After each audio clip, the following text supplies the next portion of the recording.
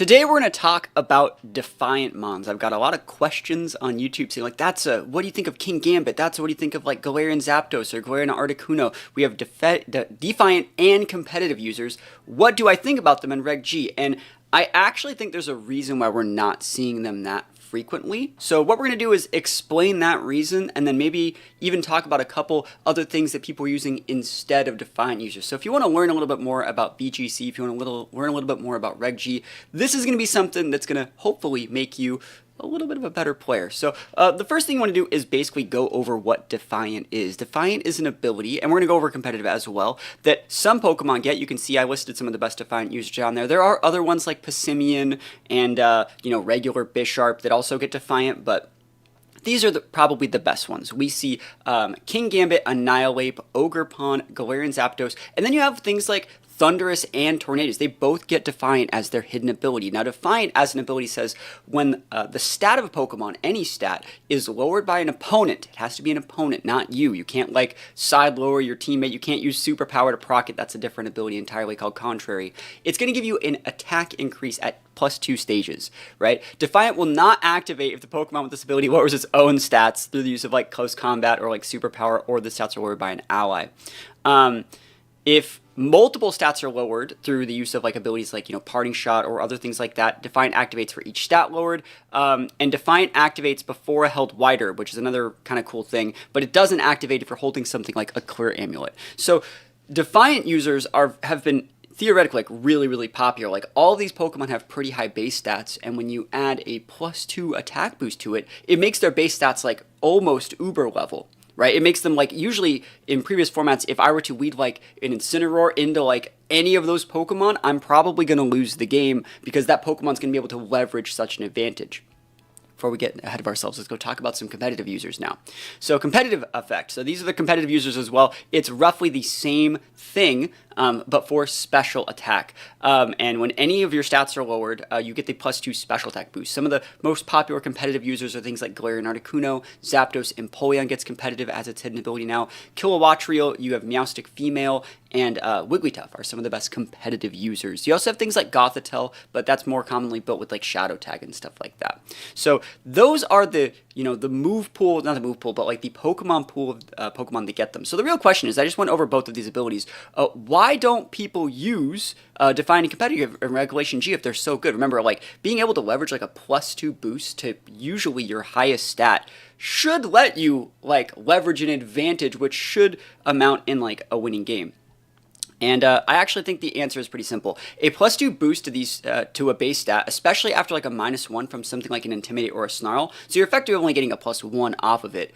It really doesn't make it for the fact that like that base stat increase does not make you as good as a restricted, right? So like if an Empoleon gets a +1 special attack, and we've heard to take the math, like the base stats, Empoleon base stats, but let's give it like the stat changes after it had like a +1 special attack, compared to like a Kyogre, there's no way in hell that I'd rather have an Empoleon over a Kyogre, right? I'd still rather have the Kyogre, I'd still rather have the restrict every time. So they might be a little bit better offensively, but as a whole, they're still worse. I'm going to give an example. Your opponent leads like Incineroar and Miraidon. Very, very common core right now. You have an Intimidate to help the Miraidon. You have a little bit of Fake Out support, potential like Parting Shot. Fire coverage is good versus grass things that would break the Miraidon and stuff like that. They are going to be intimidating your competitive mon. And it doesn't matter like at which one you have. You could have a Melodic, you could have a Bisharp, you could have anything, any Defiant/competitive mon. But they're going to intimidate you. And realistically, they're going to be a +2 booster offensive stat. After the whole like, let's say everyone like wastes the Fake Out, so everyone protects. Basically, there's no leverage. There's no advantage that you can leverage from that situation, in my opinion, because they all have the same problem. They have low speed, right? The fastest one of these are going to be like the Genies up here, Kilowattrel. Yes, Grass Ogerpon, I saw someone talking about, gets like a +1 boost to speed, but that's a resource-intensive Terra. It's better than nothing, and in Reg F, it was definitely usable. But where we are now, these guys are just kind of too slow. So like what I'm trying to say is maybe other than King Gambit, if you could give a +6, like if Defiant gave you a +6 boost to your offensive stat on all these Pokemon, it would still not be enough because like the Miraidon or the Koraidon or the Zacians or the Shadow Riders are just going to say, okay, well you're dead. So nice boosts, but you don't have enough speed to actually leverage an advantage off it, It's the same thing. It's like, basically, you're making yourself into effectively a Ramparados. And Ramparados is really, really strong, but it's not very fast. So, yeah, like, they really can't do anything to leverage an advantage without wasting something like a huge resource like Terra or like a Sash. And realistically, if you do want to leverage those advantages early, you're probably going to lose out in tempo in the late game. That's just my opinion. But yeah, after trades, you're going to result basically blowing your load a little bit early, and you won't really be able to come back. But yeah, here. I really think that like a lot of the Defiant and competitive users share the same problem in that their kits, they're too offensively tuned, and they're not really fast enough to be able to hang with Ubers like they could in Reg F or Reg A, B, C, D, E, F, not G, right? So let's go down here. So at the end of the day, Defiant and competitive users get a +2 boost to a stat, and while that number is massive, the Pokemon that get this ability are slow, at least slower than restricted Pokemon, and that's why these abilities don't really work well in Reg G as they did in previous formats. Pokemon like Shadow Rider, Zacian, Koraidon, Miraidon don't really care that the partner Incineroar gave them Milotic a +2 special attack boost, because no matter what Milotic does, it's still going to get one-shotted by a restricted. And obviously there are things you can do. Obviously it's not like these abilities are unusable, but I'm just explaining why they're not really seen that much in these formats. So I see a lot of people like wanting to add like Milotics to their teams when they have like a really aggressive, like they were talking about using like Zacian with Milotic, and it's like, no, that's not like a good way to beat Incineroar, because like your Zacian can still just beat the Incineroar. You don't need the Milotic to do that. You'd be better off just like having your Zacian have like a helping hand user and just one-shot the Incineroar that way, than trying to like ever want a board state with one of these Mons on them, because these Mons are just fodder for other restricteds. And I think people just need to think a little bit more outside the box as to how like Reg G works as a whole compared to like other formats to kind of understand how it works. So no one said it yet, and I'm happy that you guys haven't said it yet, but people are going to say, like, what about the Adrenaline Orb? I feel like so many people talk about the Adrenaline Orb as like what if I were to pair an Adrenaline Orb with like a Definitive or Compliant Mon, or a competitive or Defiant Mon? Like, what if I were to do that and give it a speed boost when they got that stat drop? And you can use a Adrenaline Orb to get a +1 speed boost when you're Defiant procs, but it's flawed for like a lot of reasons, in my opinion. And realistically, when you're going into something like that combo based, I'm going to run down this in just a sec, it's way too combo based, and like all that work to get a +1 speed and like a +1 or +2 attack or special attack, you're still losing to a restricted. And that's like your best case scenario. In your best case scenario, you don't win. It's still really hard to like to leverage an advantage, and you'd be just better off with like a static Scarf almost every single time.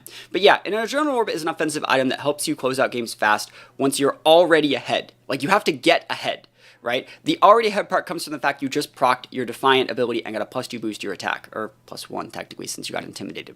Theoretically, in previous formats, you would leverage an advantage from there, right? That would usually be enough. In like Reg F, if you just got the Defiant boost on like a King Gambit, that would usually just be enough, or like on an Annihilape, to like leverage an advantage to like basically bully your opponent into doing what you want and reacting to your play. You basically are the driver in the seat when you get that plus Defiant or competitive boost, and you can start trading with your opponent on your terms, and you bully them with your +2 advantage. But in restricted format, it's not the case. Like, you get your +2 advantage, and like Zacian says, like, I don't care that you have a +2 advantage, you're dead. Shadow Rider says, I don't care that you have a +2, you're dead.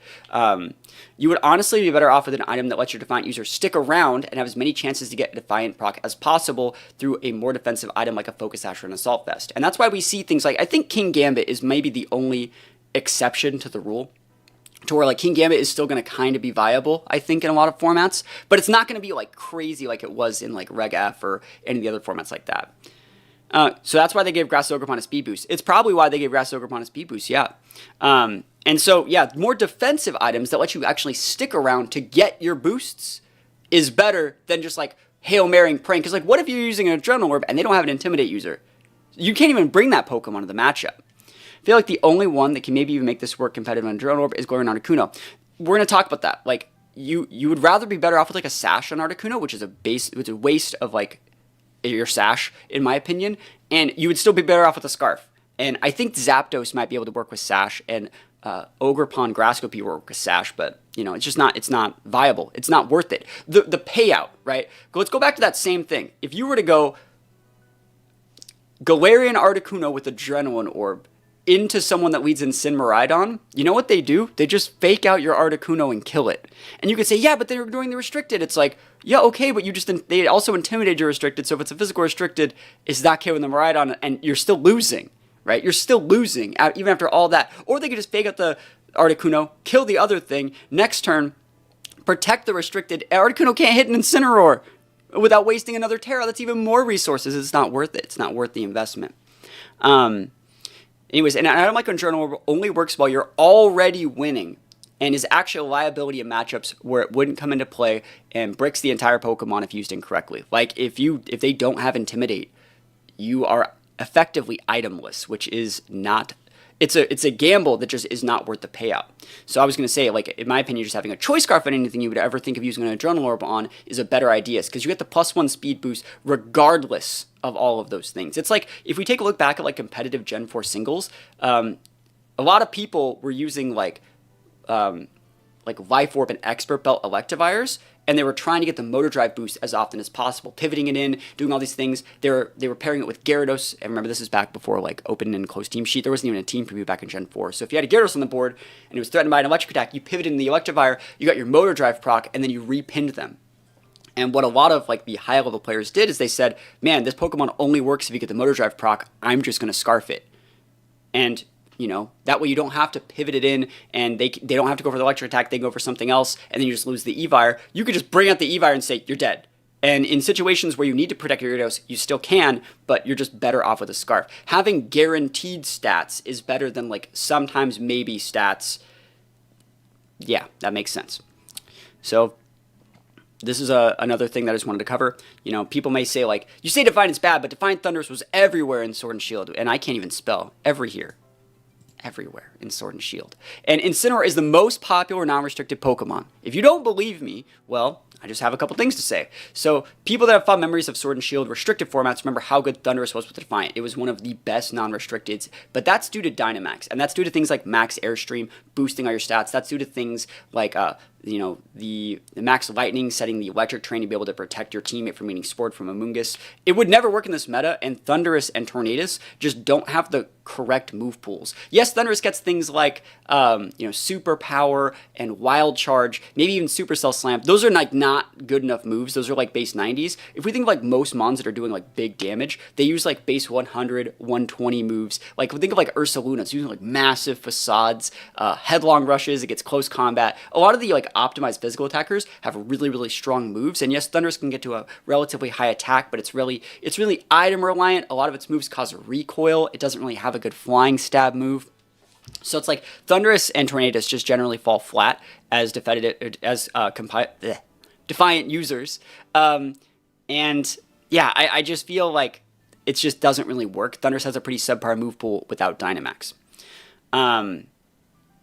Basically, and I would ask you guys to try this. Like, if you try forcing some Defiant and Competitive mons onto your teams, you'll lead something like King Gambit, Annihilate, Zapdos, Melodic, or anything like that into someone, like, hoping to get the proc, and you know what's going to happen? They're just going to lead their restricted and be like, yo, you just led, like, a Melodic into my Miraidon, or you just led, like, a Zapdos, a Galarian Zapdos, into, like, my Kyogre. Like, Kyogre eats those for breakfast. Like, Zapdos does, like, 30% of the Kyogre. Kyogre could be Scarf, can outspeed. Like, long story short, you don't have to read all this, but, like, the Defiant mons do not have the correct type of support. If we were to compare the type of support they're giving like offensive support. If you were to use them in Reg F, right, it would be the same as, you know, if you compare them next to your other sweepers, and it makes it so they can't intimidate your other sweepers without adding a second sweeper to the mix. That's like an offensive support. That's like, hey, don't hit me or else I'm going to hit you really hard.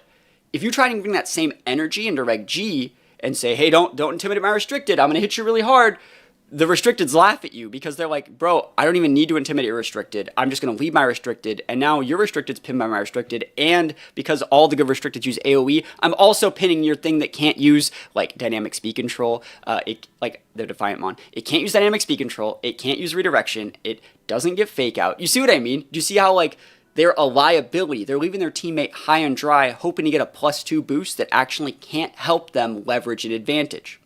So would you say Adrenaline Orb is mostly when you already have a Scarfed Mon? No, you just don't use the Adrenaline Orb. The Adrenaline Orb, maybe I should just make a video on this. The only situation in which you would ever want to use that item is on something that baits in intimidators that says, please intimidate me, right? A Defiant user or a competitive user says, don't intimidate me or else I'm going to get you. So why the hell would they bring it, right? They shouldn't bring it anyways. Right? It's so like, if they're bad enough to bring the Intimidator into the Defiant Mon anyways in previous formats, and you get the Defiant boost and the Adrenaline Orb boost, like, they're bad. You don't need the Adrenaline Orb to beat them. No, an Adrenaline Orb would go good on something that has, like, a weakness to an Intimidate Mon. So let's talk about, like, in previous formats, like, you could put an Adrenaline Orb on, like, a special attacker that Incineroar has a good matchup on. Like, an Adrenaline Orb Flutter main is something that, like, could work because people want to bring Incineroar to, like, wall out of the Flutter main, go for those parting shots and stuff like that. And then if you leverage that +1 speed advantage, you know, you could have stuff with your Flutter main. Not that's, like, a great example, but stuff like that. You know, we've used it on Pokemon that need a little bit extra speed. We've used it on, like, the Dunsparce before. Incineroar would be great in the Dunsparce. You know, you can fake out it, you can cycle it. It's really, really good stuff. If you really hate Intimidate that bad, you'd be better off running a crap ton of special attackers. Yeah, I agree. But anyways, the Defiant users do not provide the correct amount of support to correctly, you know, support their teammates even after they get the boost. But they're leaving their teammates high and dry. They're leaving their restricted to play like a 1v2. What about Calyrex in a single restricted format? It feels like everyone brings first and sin against it. You could definitely Adrenaline Orb or Calyrex. Like that is a viable option. That's totally viable. And that's like the situation in which you would use an Adrenaline Orb, not on like a competitive or Defiant Mon. In closing, Defiant and Competitive aren't bad abilities. It's just that the Pokemon that get them don't have the base stats to correctly leverage an advantage with them in the current restricted format like they could in Reg F. You get your +2, and then you at best trade 1 for 1. These sort of combo-based plays are too situational in a restricted format, and that's why I think we won't see a lot of Competitive and Defiant Pokemon in Reg G. So that's just my opinion. I wanted to make this little article. I feel like it's pretty important to go over this stuff, and I feel like newer players generally wouldn't know that much about why we're not seeing these Pokemon. I think it'd be a general, thank you for the follow. I think it'd be pretty basic for people that are like new, thinking like, oh man, I'm getting rolled by Incineroar. What beats Incineroar? They go for some Google searches and they say, oh, Defiant Competitive Mons. I'm going to add one of those. And that's like actually not how you play a restricted format. And for people that haven't played the restricted format before, I think this article and this guide would really, really help. So let me know if you learned something. If you didn't, that's also fine. But this is just my thoughts on Defiant and Competitive and why I don't really think they're going to be that great in Reg G.